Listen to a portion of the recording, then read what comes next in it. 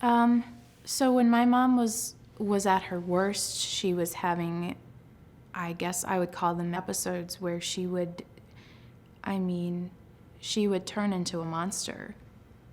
I think is a very good way to explain it. We didn't know, we being my sister and I, did not know which person would come into the room at the next time we saw her. We had no idea.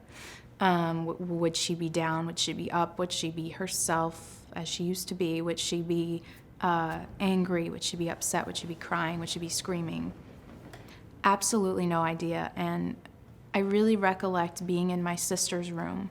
My sister's younger than me, and I've always taken care of her. I've always felt like another parent. And my mom would storm in the room with lots of noise, bang open the door, and start screaming. We were with a parent, alone with a parent who was mentally unhinged and was screaming at us like we had just done something so awful that, when we had done nothing. It was just this wave of anger and screaming, and we would do anything we could to calm her down. And of course, we're very rational people. We were trying to tell her, like, Mom, calm down, or, answer her question or answer her whatever it was. But it didn't matter because she was disassociating, and whatever we said, she didn't hear it anyway. She was going to continue to scream, or she was going to say what she was going to say. What I remember most is she would storm out of the room, and in 30 seconds to 10 minutes, anywhere in between those two, she would come back. She would storm back in and go again.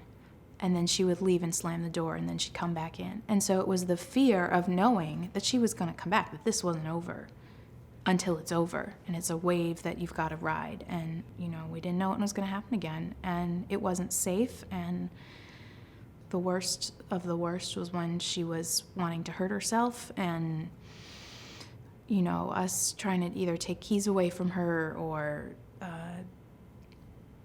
just doing whatever we could so that she wouldn't.